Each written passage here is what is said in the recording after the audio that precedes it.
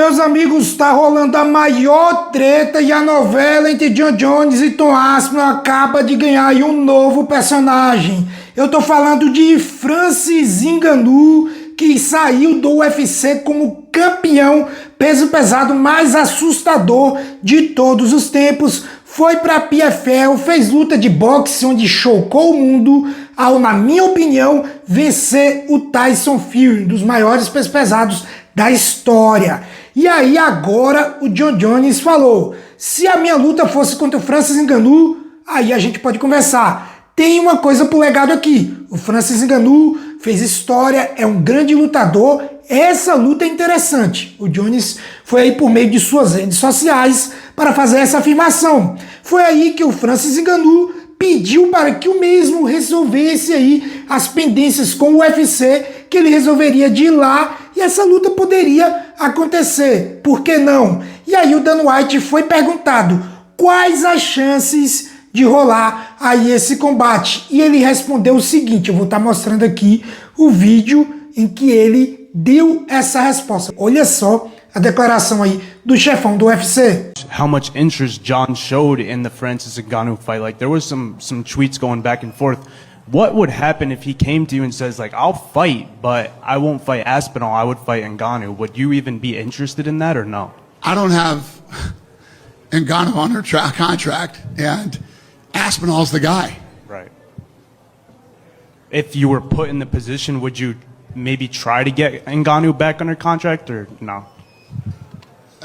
Probably not. Yeah. Aí o que disse o Dan White sobre as chances de rolar Jon Jones contra Francis Ngannou pelo título dos pesados do Ultimate. Pra quem não sabe, o Careca aí, ele tem uma péssima relação com o camaronês. Ele saiu do UFC porque queria ganhar uma caralhada de dinheiro, algo inimaginável. Francis Ngannou, que nunca foi um grande vendedor de pay-per-view, havia pedido aí, segundo relatos da imprensa, 30 milhões de dólares para lutar e ainda teria feito várias exigências, como o aumento da bolsa dos pesos pesados, e quem fosse lutar com ele teria que ganhar X. Sabe, querendo dar uma de bom moço? Aquele cara, eu quero ganhar mais, mas eu quero que todo mundo ganhe também. Mas e aí? Esse dinheiro vai sair de onde? Qual o seu poder de barganha? Você aí, por acaso, virou o Conor McGregor e eu não tô sabendo? Não dá, né, meus amigos? Não dá. Ele fez um monte de exigências ridículas. Foi aí que o UFC decidiu que não iria renovar. Boa sorte lá com a sua vida. Ele queria lutar boxe, ele queria ganhar mais dinheiro, queria que seus adversários ganhassem mais dinheiro. E o dinheiro não dá em árvore. Você ganha proporcionalmente aquilo que você vende. E é assim que tem que ser. É por isso que o UFC está no patamar que está. E é graças ao UFC que o MMA é tão grande e cresce a cada dia que passa. Então aí agora o Dan White disse isso. Que ele não se interessa em fazer essa luta. E olha, que seria um lutão, hein? Infinitamente maior do que a luta do Jon Jones contra o Aspinall. Porque mais uma vez eu venho aqui dizer, o Aspinall tá na hype. É o cara do momento, mas ele não tem história. Ele não possui cinturão linear e ele nunca venceu um grande adversário. A maior vitória da carreira do Tom Aspinall, na minha humilde opinião, foi contra o russo Sergei Pavlovich, que na época também estava na hype, vinha enfileirando nocautes e ainda valeu o cinturão interino. Essa foi a grande vitória da carreira do Aspinall. E aí vocês que criticam o Jones, falam que o Jones está com medo, porque o Aspinall ele está derrubando todo mundo, e o Jones só venceu o Stipe Miocic e Ciryl Gane, só, não é mesmo?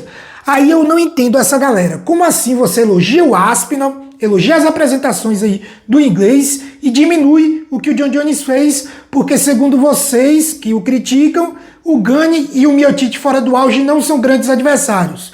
Aí eu faço uma pergunta para você, que está aí do outro lado me assistindo e pensa dessa forma.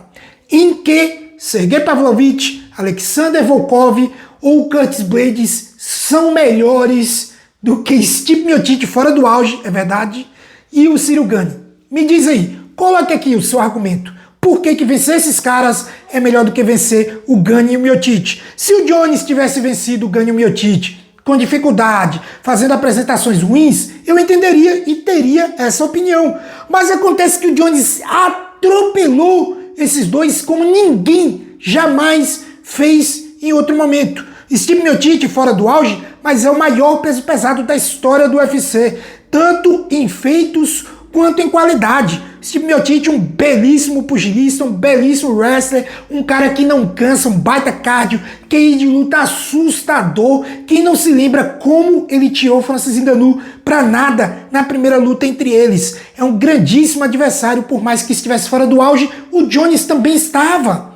A galera esquece disso. Cyril Gane é um cara ruim, tem uma baita deficiência no solo, é verdade, mas é um belíssimo trocador, é um lutador grande, um lutador pesado, rápido e de bom cardio. Ele tem essa deficiência no chão, porém ninguém nunca fez com ele o que o Jon Jones fez. Venceu a luta em pouco mais de um minuto com uma finalização espetacular, uma apresentação impecável, e vocês diminuem isso para enaltecer o Aspinall vencendo aí de Arlovski, Volkov, Curtis Blades, Sergey Pavlovich. São adversários comuns. Uma coisa é você enfrentar esses caras, outra é você enfrentar o Jones. Subiria muito o patamar. Não dá pra entender quem tira o Jon Jones pra nada nesse confronto.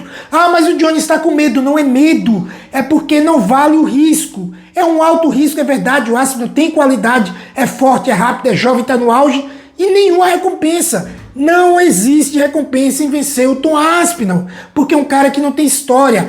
Veja só, daqui 20 anos, quando estiverem falando dos maiores da história e citar o Jon Jones, você que está do outro lado me assistindo, acha que ter ou não ter o Tom Aspinall no cartel do Jones vai mudar alguma coisa? Não vai mudar absolutamente nada. Agora, se ele acrescentar um Francis Ngannou no seu cartel, meus amigos, a gente está falando de outro patamar. O Ngannou, além de ser um desafio igualmente perigoso, ele tem para acrescentar o legado. A galera vai falar, porra, o Jon Jones ele tem o Daniel Cormier 2 vezes. O Jon Jones bateu o Shogun, campeão mais jovem do UFC, batendo o Shogun no auge. Muita gente mente dizendo que o Shogun tava velho e acabado. Porra nenhuma. Primeiro, que o Shogun era campeão. Não dá pra ser campeão sendo pouca coisa, tá? E segundo, que se eu não me engano, ele tinha 30 anos. Não tava fora do auge, não. Bateu o Cormier, bateu o Shogun, bateu o Lyoto Machida no auge também. Bateu o Belfort no auge também. Então, assim, aí vem Cyril Gane. Ah, não, pouca coisa. Não acrescentou nada no legado. Steve Miocic. Porra, Steve Miocic. Francis Ngannou. Cara, é outra história. É diferente de você falar, bateu o Tom Aspinall. O Tom Aspinall não tem história nenhuma. Pode ser que no futuro venha a ter. Vamos supor que o Jones bata ele, aposente, aí ele pegue o cinturão linear e faça história, se torne o maior peso pesado de todos os tempos. Nem assim teria vantagem pro Jones. Porque sabe o que queriam dizer? Ah não, mas quando o Jones bateu o Aspinall não estava no auge. É o que falam do Shogun.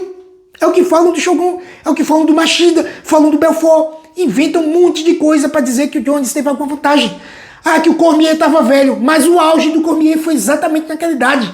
Então não tem essa. A gente tem que ver que nível que estava lutando ali. Que nível que ele estava lutando. Não a idade.